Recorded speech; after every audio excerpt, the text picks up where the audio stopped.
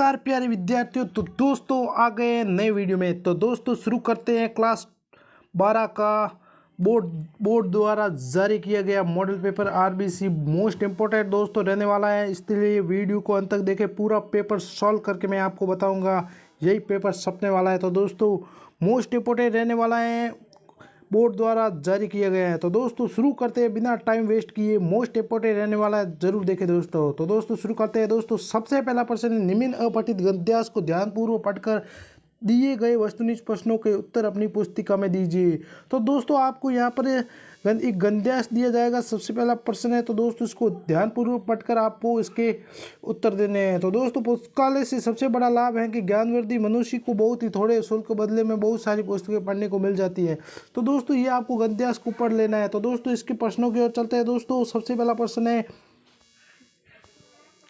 सबसे पहला प्रश्न है, पुस्तकालय की सबसे बड़ी उपयोगिता क्या है। तो दोस्तों आपके ऑप्शन है, मनुष्य का मान बढ़ाने, मनुष्य की राजनीतिक परिचय देने में, मनुष्य की ज्ञान वृद्धि में, मनुष्य को भूगोल का परिचय देने में।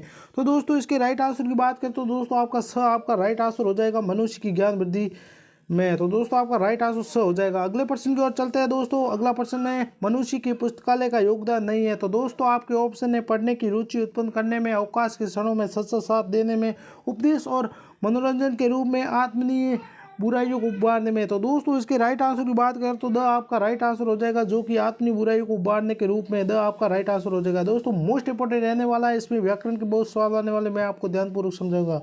तो दोस्तों बिना टाइम वेस्ट किए अगले प्रश्न की ओर चलते हैं। अगला प्रश्न तीसरा है, कौन से छात्र अपना अधिकांश समय पुस्तकालय में बिताते हैं। तो दोस्तों इसके राइट आंसर की बात करें तो दोस्तों आपके ऑप्शन है, समय का दुरुपयोग करने वाले, समय का सदुपयोग करने वाले, उच्च कक्षा में विशिष्ट योगदान के इच्छुक और खेलों में दक्षता के अभिलाषी।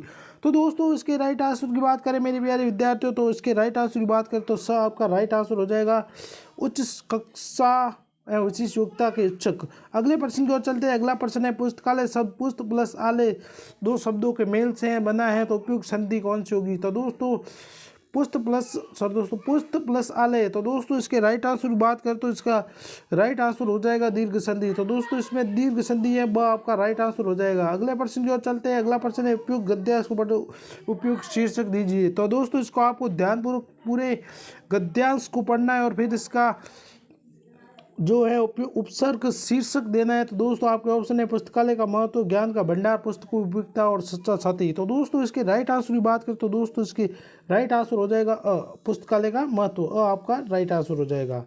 अगले प्रश्न की ओर चलते हैं। अगला प्रश्न है, आकाश के समय में हमारा सच्चा साथी कौन है। तो दोस्तों इसके राइट आंसर की बात करें तो दोस्तों आपके ऑप्शन है, पुस्तकालय, विद्यालय, खेल का मैदान, इनमें से कोई नहीं। तो दोस्तों इसके राइट आंसर की बात करें तो दोस्तों आपका राइट आंसर हो जाएगा पुस्तकालय, आपका राइट आंसर हो जाएगा।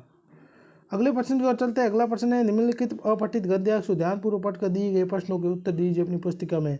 तो दोस्तों इसमें एक पद्यांश दिया गया है जिसको आपको ध्यानपूर्वक पढ़ना है। कातरता चुप्पी या सीखे हार माने, हारे हुए को खोजे, जहाँ मिलेगी उन्हें प्यार से सितारा बनाऊंगी। तो दोस्तों इसको आपको ध्यानपूर्वक पढ़ लेना है और फिर इसके उत्तर देने हैं। तो दोस्तों चलिए शुरू करते हैं, इसके प्रश्नों की ओर चलते हैं। तो दोस्तों इसका सबसे पहला प्रश्न है, कवि ने किस महापुरुष के भावों का उल्लेख किया है। तो दोस्तों इसके राइट आंसर की बात करें तो दोस्तों इसका राइट आंसर हो जाएगा महात्मा गांधी, आपका राइट आंसर हो जाएगा। अगले की ओर चलते हैं। अगला प्रश्न है, मैं मर जाऊंगा लेकिन मैं कल नहीं जन्म लूंगा, कल फिर मर जाऊंगा, पद्यांश रख दो।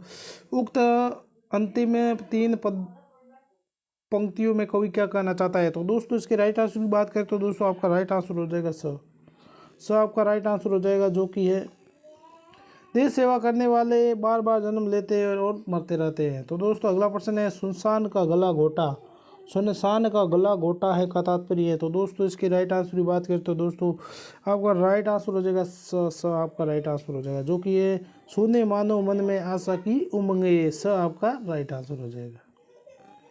अगले प्रश्न की ओर चलते हैं। अगला प्रश्न 10वां है, किसी रचना को लिखने की कई शैलियाँ होती हैं, शैली भेद के अनुसार उपयुक्त पद्यांशों के लेखों कीजिए। तो दोस्तों इसके राइट आंसर की बात करें तो आपका राइट आंसर हो जाएगा, जो कि आत्मकथा शैली। अगला प्रश्न है, उपयुक्त पद्यांश का उपयुक्त शीर्षक जिससे लिखे उपलोकों से साटिए। तो दोस्तों इसके राइट आंसर की बात करें तो दोस्तों इसके राइट आंसर की बात करें तो इसका राइट आंसर हो जाएगा स मानवता के मसीहा महात्मा गांधी, स आपका राइट आंसर हो जाएगा। अगले प्रश्न की ओर चलते हैं। अगला प्रश्न है अनलद्य शब्द का विपरीतार्थ शब्द है। तो दोस्तों इसके राइट आंसर की बात करें तो दोस्तों आपका राइट आंसर हो जाएगा लद्य, वो आपका राइट आंसर हो जाएगा। अगले प्रश्न की ओर चलते हैं। अगला खाली जगह है हिंदी भाषा के परिवार में लगभग खाली जगह बोलियां सम्मिलित हैं। तो दोस्तों यहाँ पर हो जाएगा 18 बोलियां सम्मिलित हैं। अगला प्रश्न है अंग्रेजी भाषा की लिपि खाली जगह है। तो दोस्तों इसकी राइट आंसर की बात करें तो अंग्रेजी भाषा की लिपि है जो रोमन है। अगला है प्रातःकालीन भ्रमण स्वास्थ्य के लिए उपयोगी है, वाक्य में खाली जगह क्या आएगा। तो दोस्तों तीसरा है जो कि है अभिधा, सॉरी दोस्तों अभिधा, अभिधा। दोस्तों ध्यानपूर्वक देखना है। अगला प्रश्न है जहाँ विशेष प्रयोजन में प्रेरित होकर शब्द का प्रयोग लक्ष्य में किया जाता है खाली जगह वहाँ लक्षण है। तो दोस्तों इसकी खाली जगह की बात करें तो चौथे की, तो दोस्तों यहाँ पर हो जाएगा प्रयोजनवती। हाँ दोस्तों यहाँ पर आ जाएगा प्रयोजनवती वती ती। अगली खाली जगह की ओर चलते मेरे प्यारे विद्यार्थी। अगला है माया दीपक नर पतंग भू भ्रमी भ्रमी इवे पीड़ित काव्य पंक्ति खाली जगह अलंकार है। तो दोस्तों यहाँ पर अलंकार की बात करें तो दोस्तों यहाँ पर रूपक अलंकार आ जाएगा। अगले प्रश्न की ओर चलते हैं। अगला प्रश्न है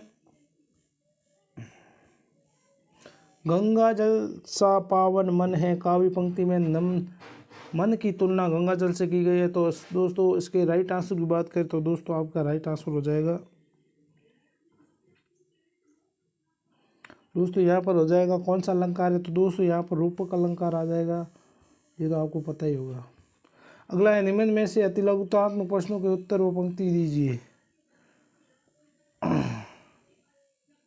सर दोस्तों यहाँ पर उपमा अलंकार आ जाएगा। सर दोस्तों यहाँ पर गलत हो गया, यहाँ पर उपमा अलंकार आ जाएगा, मैंने देखा नहीं शायद। तो दोस्तों अगला प्रश्न है निम्न अतिलघुतात्मक प्रश्नों के उत्तर एवं पंक्ति में दीजिए। तो दोस्तों पहला प्रश्न है निम्न पारिवारिक शब्दों के अर्थ लिखिए। तो दोस्तों क्यूरोम है दोस्तों, इसे हिंदी में क्या कहते हैं। तो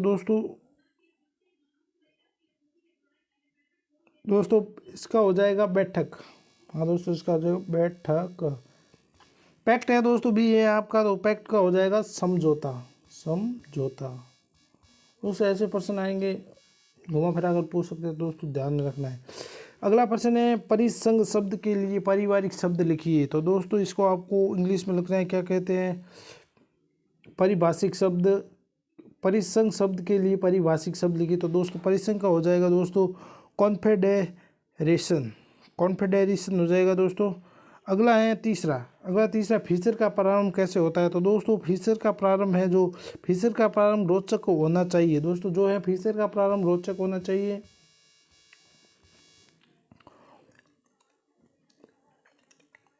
घाघर में सागर बनना फीचर की कलात्मक होती है। तो दोस्तों घाघर में सागर बनना फीचर की कलात्मक होती है। तो दोस्तों इसका प्रश्न उत्तर ये हो जाएगा। अगला प्रश्न है कवि बनने के लिए लेखक आनंद यादव ने किसे गुरु बनाया। तो दोस्तों इसके राइट आंसर की बात करें तो मास्टर सौदागर से लेखक इतना प्रभावित हुआ कि उसने मास्टर जी को अपना गुरु बना लिया। इसका आंसर ये हो जाएगा। अगला क्वेश्चन है दोस्तों यशोधर बाबू ने किशन नंदा के गांव चले जाने के बाद कौन कौन सी परंपराओं का पालन किया। दोस्तों यहाँ पर परंपराएं लिखनी है। तो दोस्तों इसके राइट आंसर की बात करें तो दोस्तों यशोधर बाबू ने सामाजिक व्यक्ति थे। दोस्तों यशोधर बाबू थे जो सामाजिक व्यक्ति से अपनी नौकरी शुरू करने के साथ उन्होंने संयुक्त परिवार अपने साथ रखा। दोस्तों वो संयुक्त परिवार से थे। इसी प्रकार सालों साल अपने घर में कमाओ उन्हीं परंपरा से संबंधित आयोजक भी किया करते थे। दोस्तों परंपरा। अगले प्रश्न की ओर चलते हैं दोस्तों। अगला प्रश्न है डायरी के पन्ने पाठ के आधार पर एन के प्रकृति प्रेम का वर्णन कीजिए। तो दोस्तों एन के फ्रैंक के अनुसार प्रकृति में हमें निरपेक्ष भाव की शांति और आनंद लेती हैं और विविध गुणों को अपनाने का संदेश देती हैं। अगला प्रश्न है दोस्तों यशोधर बाबू अपने बच्चों तथा पत्नी से क्या चाहते थे। तो दोस्तों यशोधर बाबू चाहते थे कि उन्हें समाज में सम्मानित बुजुर्ग माना जाए, उन्हें बच्चे अपना आदर सम्मान करें और प्रत्येक बात में उनकी सलाह ले। तो दोस्तों इसका उत्तर ये हो जाएगा। अगला प्रश्न है मोहनजोदड़ो कालीबंगा लोथल धौलावीरा राखीगढ़ और हड़प्पा इनके प्रमुख केंद्र हैं। सर दोस्तों अगला प्रश्न है सिंधु घाटी सभ्यता के महानगर कौन कौन से हैं। तो दोस्तों सिंधु घाटी सभ्यता के महानगर है मोहनजोदड़ो, कालीबंगा, लोथल, धौलावीरा, राखीगढ़ और हड़प्पा इनके प्रमुख केंद्र हैं। ये आपको ध्यान में रखना है दोस्तों। मोस्ट इंपोर्टेंट प्रश्न है। अगला प्रश्न है मोहनजोदड़ो हड़प्पा से प्राप्त तरक्की की मूर्ति किस राष्ट्रीय संग्रहालय में रखी गई है। तो दोस्तों मोहनजोदड़ो के तरक्कियों से राष्ट्रीय संग्रहालय दिल्ली, दोस्तों तो दिल्ली में रखी गई है।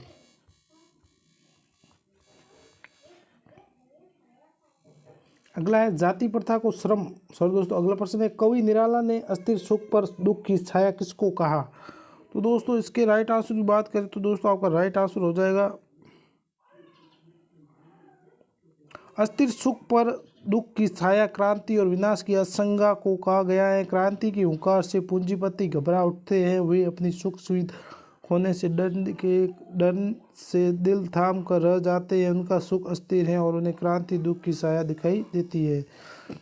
अगला प्रश्न है जाति प्रथा को श्रम विभाजन का ही एक रूप न मानने के पीछे अम्बेडकर से क्या तर्क है। तो दोस्तों इसका राइट आंसर है जाति प्रथा मनुष्य को जीवन भर के लिए एक पेशे में बंधा देती है और भले ही एक पेशा उसके उपयुक्त क्यों न हो, इसके लिए भूख मरने की नौबत आ सकती है। इस प्रकार डॉक्टर अम्बेडकर के तर्क में ये बताते हैं कि श्रम विभाजन की दृष्टि से जाति प्रथा गंभीर दोष से युक्त है। अगला दोस्तों है निम्न लघुतरात्मक प्रश्नों के उत्तर अधिकतम 40 शब्दों में देने हैं। तो दोस्तों आपको लघुतरात्मक प्रश्नों के उत्तर देने हैं। तो दोस्तों मैं आपको बताता हूँ भारत में इंटरनेट पत्रिका का आरंभ किस प्रकार हुआ, संक्षेप में लिखिए। तो दोस्तों इसके बारे में आपको लिखना है कि भारत में इंटरनेट पत्रिका का प्रारंभ किस प्रकार हुआ। तो दोस्तों इसमें होगा कि भारत का इंटरनेट पत्रिका का प्रारंभ 1993 में हुआ था और इसी वर्ष हमारे देश में इंटरनेट की शुरुआत हुई थी और इसका दूसरा चरण 2003 में हुआ था और reddit.com को भारत की पहली साइट माना जाता है। तो दोस्तों इसका यह आंसर हो जाएगा। अगला प्रश्न है प्रिंट मीडिया रेडियो माध्यमों से प्रत्येक से संबंधित दो कमियाँ लिखी। तो दोस्तों इसमें आपको कमियाँ लिखनी है। प्रिंट मीडिया से संबंधित कमियां हैं जो कि समाचार पत्र और पत्रिका किसी देश या किसी विशेष के एक क्षेत्र के अनुसार प्रकाशित की जाती है और दूसरी कमी है प्रिंट मीडिया 24/7/224 घंटा उपलब्ध नहीं रहता है। और दोस्तों रेडियो से संबंधित कमियां हैं वो है रेडियो में अखबार की तरह पीछे लौटकर सुनने की सुविधा नहीं और रेडियो बुलेटिन में कुछ भी भ्रामक और औपचारिक और शब्द है कि तुरंत स्टेशन बंद कर दे। दोस्तों इस प्रकार त्रुटियां है। अगला प्रश्न छठा प्रश्न है खाद्य पदार्थों में मिलावट विषय पर एक आलेख लिखिए। तो दोस्तों इसमें आपको खाद्य पदार्थों में जो मिलावट हो रही है आजकल विषय में एक आलेख लिखना है। वो तो सब आप जानते हो खाद्य पदार्थ में क्या क्या मिलावट हो रही है वो लिखना है। दोस्तों इसमें है कि धनार्जन की होड़ में अधिक से अधिक मुनाफा कमाने अथवा रातों रात धनवान सेठ बनने की ओर से इसमें मिलावट किया करते थे और नैतिकता और मानवता से गिरकर आम जनता के जीवन के साथ खिलवाड़ कर रहे थे और घी, तेल, दूध, पिसे हुए मिर्च मसाले, हल्दी आदि खुलेआम मिलावट कर रहे थे। दोस्तों इस प्रकार आपको लिखना है। अगला प्रश्न है सातवां प्रश्न है भाषा को सहूलियत से बरतने से क्या अभिप्राय है। तो दोस्तों इसका है कि हमें भाषा का प्रयोग उचित प्रकार से करना चाहिए और भाषा शब्दों का ताना बाना और इसके असंग प्रश्न और से उसका प्रयोग नहीं इस प्रकार करना चाहिए। कई बार हम गलत शब्द का प्रयोग कर भाषा को पेचीदा बना देते हैं। दोस्तों इस प्रकार आपको लिखना है जीजी के त्याग और दान के विषय में क्या विचार थे। काले मेघा पानी दे अयोध्या के आधार पर समझे। तो दोस्तों इसको नमे का राइट आंसर की बात करें तो दोस्तों किसी से कुछ पाने के लिए पहले कुछ चढ़ावा देना पड़ता है और इंद्र को पानी का धैर्य चढ़ाने के लिए वर्षा के जरिए पानी देने त्याग भावना और दिया गया है। दान ही फलीभूत होता है। जिस वस्तु की अधिक वस्तु के लिए दान फल मिलता है। पानी भी इसी स्थिर है। जिस प्रकार किसान अपनी तरफ से 5 अच्छे गेहूं खेतों में बोता है ताकि उसे 30-40 मन गेहूं मिल सके। तो दोस्तों इस प्रकार इसका आंसर लिखना है। अगला प्रश्न है दोस्तों 10वां है चार्ली सबसे ज़्यादा स्वयं पर कब हंसता था। दोस्तों चार्ली है जो सबसे ज़्यादा कब हंसता था। दोस्तों चार्ली तब हंसता था जब वो अपनी श्रेष्ठता सिद्ध कर देता। तो दोस्तों वो है जो श्रेष्ठता जो सिद्ध करता तब हंसता था और दोस्तों वो इस हंसी के माध्यम से उन सभी मापदंडों को धराशायी कर देता था जो मनुष्य को उपहास कर डालते थे। दोस्तों इस प्रकार है। अगला दोस्तों प्रश्न है, निम्न प्रश्नों के उत्तर दीजिए। रुबाइया के आधार पर आंगन में दिवाली और राखी के देसी बिंब को अपने अपने शब्दों में समझाइए। उत्तर शब्द सीमा 60 से 80 शब्दों में दोस्तों देना है। ये प्रश्न आपको ध्यान में रख लेना है और किताब से देख लेना दोस्तों, बहुत बड़ा प्रश्न है। लगभग आपको 60 से 80 शब्द में देना है, आपको ध्यान में रखना है दोस्तों। अगला प्रश्न निराला जी का इसमें अथवा में दिया गया, शायद दोस्तों आप ये भी कर सकते हो, ये भी कर सकते, इनमें से एक प्रश्न करना है दोस्तों, वो आप देख लेना। अगले प्रश्न की ओर चलते हैं। अगला प्रश्न है, सीरीज के फूल नामक पाठ के लेखक के साहित्य समाज को राजनीतिक पुरानी और नई पीढ़ी के किस द्वंद्व के संकेत दिया है। तो दोस्तों ये भी आपको किताब से देखकर करना है, आप देख लीजिए और किताब से देख लेना, इसका आंसर आपको नोट कर लेना है। अगला प्रश्न 13वां है, सूर्यकांत त्रिपाठी निराला का कवि परिचय लिखिए। उत्तर 10 सीमा 80 से 100। तो दोस्तों 13वां प्रश्न है, सूर्यकांत त्रिपाठी निराला का कवि परिचय लिखिए। तो दोस्तों इसका परिचय लिखना है। तो दोस्तों इसके कवि सूर्यकांत त्रिपाठी निराला का जन्म 1899 में हुआ था। तो दोस्तों सूर्यकांत त्रिपाठी की निराला का जन्म 1899 में हुआ था और बंगाल राज्य के मेदिनीपुर ग्राम में हुआ था। दोस्तों इसका बंगाल के मेदिनीपुर ग्राम में हुआ था, बंगाल मेदिनीपुर में। और जब ये तीन वर्ष के थे, इनकी माता का देहांत हो चुका था और इन्होंने स्कूली शिक्षा प्राप्त की और नहीं की, लेकिन असादी और अनेक भाषाओं के ज्ञान प्राप्त किया और कविताओं को नया स्वर देने को निराला छायावाद के ऐसे कवि थे। तो दोस्तों इस प्रकार लिखना है। इसकी रचनाओं की बात करें तो अनामिका, परिमल, गीतिका, बेला, पत्ते, अनिमा, तुलसीदास, कुकुरमुत्ता, इस प्रकार इसकी थे। और दोस्तों अगले में आपको लिखना है, विष्णु खरे का लेखक परिचय दीजिए। दोस्तों दोनों में से एक लिखना है। तो दोस्तों विष्णु खरे की बात करें तो इनका जन्म 1940 में हुआ था, मध्य प्रदेश के छिंदवाड़ा जिले में हुआ था और ये विश्व सिनेमा से अच्छे जानकार थे और ये फिल्मों को समाज विषय में विचारधारा से आलोक में देखते थे और इनकी प्रमुख रचनाएं कविता संग्रह एक गैर रूमानी समय में, खुद अपनी आँख से, सबकी आवाज़ पर्दे में और पिछला बाकी, इस प्रकार है दोस्तों। इस प्रकार आपको लिखना है। अगला प्रश्न है, निम्न पद्यांश की संपूर्ण व्याख्या कीजिए। तो दोस्तों इसमें व्याख्या करने आपको पद्यांश ध्यानपूर्वक पढ़ना है और किस पाठ से लिए गए ये आपको बताना है। अगले प्रश्न की ओर चलते हैं दोस्तों, अथवा में दिए गए। अगला प्रश्न है, निम्न गद्यांश को संपूर्ण व्याख्या करनी है। दोस्तों आपको यहाँ इसमें गद्यांश को पढ़ना है पूरी तरह से और आपको किस पाठ से लिए गए उस लेखक का नाम लिखना है और किस पाठ से लिए गए उस पाठ का नाम लिखना है। अगला प्रश्न है दोस्तों 70वें प्रश्न की ओर चलते हैं। 70वां प्रश्न है,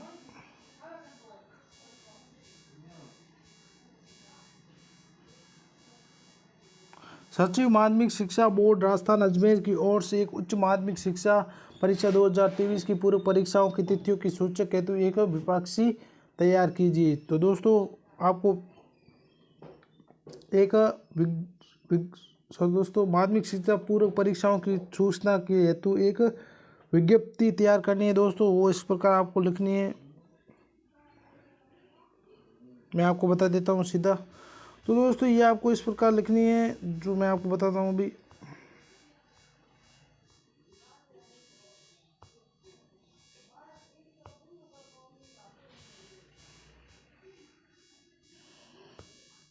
तो दोस्तों आपको इस प्रकार लिखनी है, माध्यमिक शिक्षा बोर्ड राजस्थान द्वारा उच्च माध्यमिक परीक्षा 2023 पूर्व परीक्षाओं का आयोजन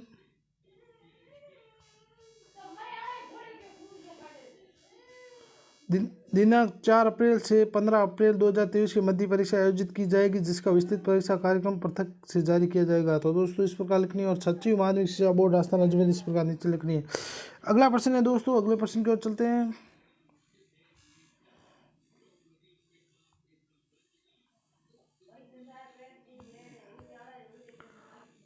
अगले प्रश्न की ओर चलते हैं दोस्तों। अगला प्रश्न 18वां है जो इस प्रकार रहेगा, सचिव माध्यमिक शिक्षा बोर्ड राजस्थान अजमेर की ओर से उच्च माध्यमिक। सो दोस्तों ये तो हो गया। 18वां प्रश्न है, निम्न विषयों में से किसी एक विषय पर सातवीं निम्न लिखिए। तो दोस्तों इस प्रकार आपको एक निम्न लिखना है और अथवा वाला दोस्तों इसमें था कि इसमें निबंध लिखना है दोस्तों, जो इस प्रकार है कि दोस्तों आपका निबंध रहेगा कि राष्ट्र के प्रति हमारा दायित्व क्या है। दोस्तों इस प्रकार राष्ट्र में क्या हो रहा है क्या नहीं हो रहा उस प्रकार से आपको ये निबंध लिखना है। आप चाहे तो ये भी लिख सकते हो यहाँ पर स्त्री सशक्तिकरण। दोस्तों स्त्री किस तरह अपने आप को बचा सकती वगैरह इस प्रकार लिखना है। और तीसरा है बढ़ता विज्ञान घटते मानवीय मूल्य। तो दोस्तों विज्ञान के बारे में आपको निम्न लिखना है। और चौथा है रास्ता और पर्यटन संभावना। इस प्रकार आपको निम्न लिखने हैं। तो दोस्तों इस प्रकार आपको निम्न लिखना है। और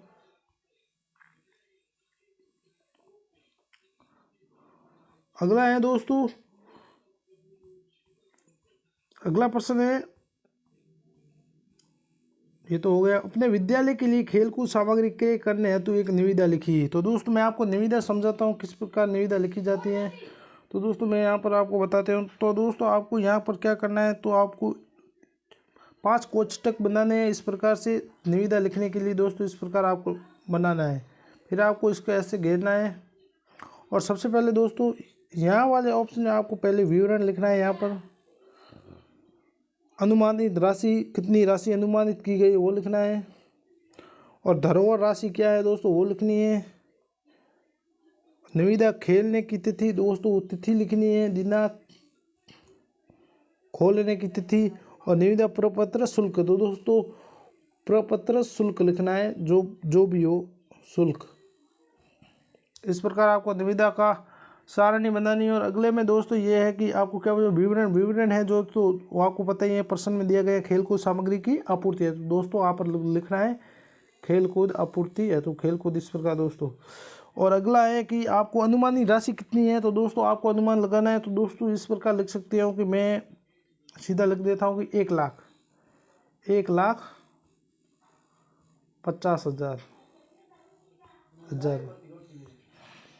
अगला है धरोहर राशि। तो दोस्तों यहाँ पर धरोहर राशि की बात करें तो 5,000 रुपये लिख देते हैं।